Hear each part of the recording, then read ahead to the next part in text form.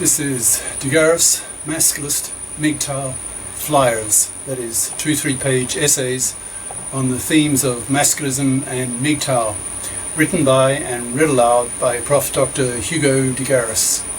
This is flyer number 15, entitled Gender Roles 2050. Description. This flyer takes a futuristic look at how gender roles, feminism, masculism, MGTOW, etc. will play out over the next few decades. Flyer itself. Gender roles 2050. How will feminism, masculism, MGTOW, etc. all play out in the longer term, say by 2050, 35 years from now, a full generation into the future? I'll make a few assumptions and try to deduce the consequences to predict what our future world will be like in gender role terms. I'll speak as though I'm looking back from the year 2050. The assumptions I make are the following. By 2050, we will have had the sex bots, that's the sex robots, for decades, and more recently the art womb, that's artificial womb. Decades ago, the broadcast media, before it died out, got heavily into the issue of the man strike, that is, men going MGTOW, refusing to marry, refusing to have kids, and spending their money on themselves, crashing the birth rate and wiping out the population. This media attention allowed the masculists to put enormous moral pressure on fluffies to get off their parasitic asses and become FIPs. Schools and universities pressured young women to study FIP majors, that is, not fluffy crap majors. In the 2010s and 2020s, the birth rate kept plunging, so it became the hottest issue on the planet. The media got very interested, so the immediate cause of the problem, that is the MGTOWs and masculists, were asked frequently why they refused the traditional role of the male, that is, to man up. The MGTOWs and masculists told the media in very clear terms that the fluffy feminists and gender politicians had made traditional marriage toxic for men, so they avoided it. For men to be willing to have kids again and to help pay for them, there would have to be a slew of gender law reforms. For example, the financial massacring of divorcing fathers in the divorce courts would have to stop. Custody of children in a divorce was then given by default to both divorcing parents. Alimony as a concept was thrown out because by then the notion that all women should be FIPs had become the strong social norm. The masculists had been very successful in persuading society that fluffies were immoral, parasitic, man-slaving vermin to be wiped out by men, refusing to have relationships with them, forcing them to rot on the shelf to extinction. High schools pushed young women to study calculus and the sciences so that they could study FIP majors at university and become real FIPs as adults. Universities put pressure on women to study FIP majors as well, and many universities closed down their fluffy crap departments. Many universities just went bankrupt once online education became really popular and virtually free, once the paper textbook publishers all went bankrupt, and the contents of their copyrighted, in parentheses, imprisoned knowledge. Paper textbooks became freely available electronically and downloadable online. The invention of the sex bots and the art wombs played a huge role in the revolution of the gender roles.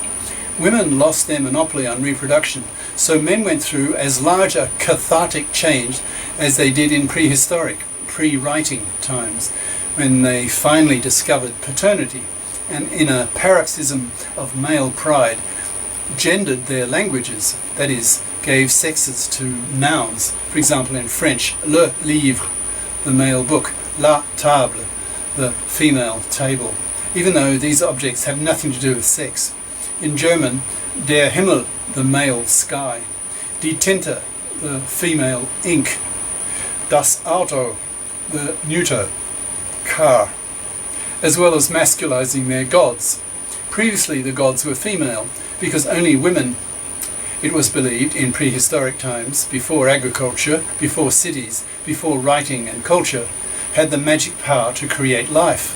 This made men feel utterly impotent and inferior. Once men realized that they too could create life by watching the animals they husbanded, the idea of paternity exploded in their minds. Men no longer needed women for sex to have babies. Men could sex their robots and grow their own kids, so choosing to do this with women became a choice for men.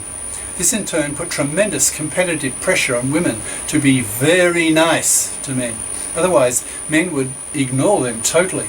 So women learned in a hurry to be nice to men, flatter them, entice them to take an interest in women. Many women chose to grow their own kids in an art womb to save the bother of carrying around a brick in their stomach for months.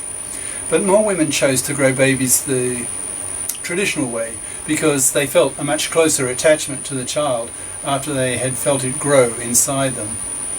Feminism, public bitching by women against men, died out almost overnight once the sex bots came in. There was a brief and furious kerfuffle by the fluffy feminists to try to ban sex bots, but the demand from men was insatiable, and those few countries who tried it were overwhelmed by male resistance in the courts and public opinion in the media. When the art wombs came a decade or so later after the sex bots, society felt the shift in reproductive power, and women lost their reproductive arrogance.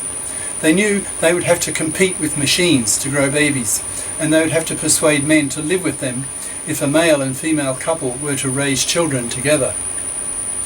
Women and men both then put enormous moral and political pressure on the gender politicians to amend-fair the gender laws so that men could be persuaded to live with women and have children in the non-machine way, and feel safe that men would not be financially massacred as was the case in the era of gynocentric, fluffy feminism. As a result of masculist political pressure, assisted by the female masculists who wanted men to take an interest in women, the PARA was passed. PARA equals paternity rejection right. That is, the right for a man to reject an unwanted pregnancy, so that if the woman continues the pregnancy that she wants, then she has full financial responsibility for the child. As a fit woman, she has no financial problem doing this, unlike fluffies who were financially incompetent and terrified of having to be financially independent. Society became a FIP society. That is, all adults were powerfully expected to be FIPs, to be responsible adults, pulling their own weight financially, not parasiting on the other sex, bothering to get a good career-competent education so that they could earn decent money as an adult, especially in the service sector, as the machines became ever smarter and took over nearly all the manufacturing jobs. Once men felt safe, once the gynocentric, fluffy feminist-generated misandrous laws had been scrapped, men began to start living with women again, raising kids again, in the traditional way. Divorce was no longer toxic for men, because such toxicity had been removed by the gender politicians to help drive up the birth rate before the population died out. When these couple relationships failed, both sexes were treated equally, and typically the separating couple bought a small nearby apartment near the house and alternated with the kids in the house. One week the father would live in the house, the next week the mother, while the other ex-spouse lived in the nearby apartment.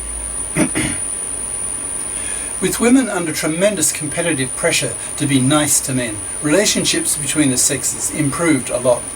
Feminist contempt against men pretty well died out as women learned that such women repelled men, so such women simply died out on the shelf, unchosen by men, unloved, unsexed, unbabied, and poor.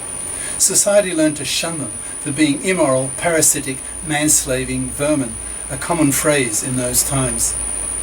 Once men started getting a fair deal, many chose to have kids again, either on their own and hiring nannies, or with women, using a machine or not. Looking back from 2050, most thinking people saw the gynocentric era of the early 21st century as a historical glitch, an in-between phase when women were learning to assert themselves politically, so pushed for favourable decisions for women in the divorce courts at the expense of men, and absolutely forbade the creation of a para, yet at the same time were very traditional in their expectations of men. That is, they expected men to remain man-slaves, that is, robot males to women. Even feminists in that epoch were still mostly fluffies towards men. They had not imbibed fully the expectation by society, by their parents, their schools, their universities, their companies, to be FIPs, to be adults, to take responsibility for their own lives and not blame men for everything, which was a hangover from the childlike behaviour of fluffies. Only children blame anyone but themselves for their own self-generated problems. After a few years of this, the word or the concept of fluffy died out. It just disappeared from people's daily vocabulary, like the word crank that people used to start their cars with in the 1920s. There just weren't any fluffies anymore.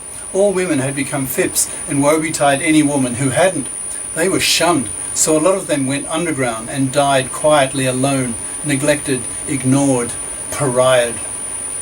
But as one major problem was solved, that is, the male rebellion problem against the gynocentric fluffy feminism and its consequences on the divorce courts and the birth rate and the crashing population, a new problem has risen to take its place, which is far more sinister, namely the rise of the massively intelligent machine, the artificial intellect, which, once it is hugely more intelligent than human beings, may decide for whatever reason that humans are a pest and get rid of us, something that would be easy for them since they are becoming so much smarter than we are. Will there be a war over this issue, an intellect war, that with 21st century weapons over the issue of species dominance could kill billions of people? Giga death? Question mark? Cheers. Prof. Dr. Hugo de Garis. Email profhugodegaris@yahoo.com. Website profhugodegaris.wordpress.com. YouTube channel name, De Garis, Masculist, MGTOW, Flyers. Ciao.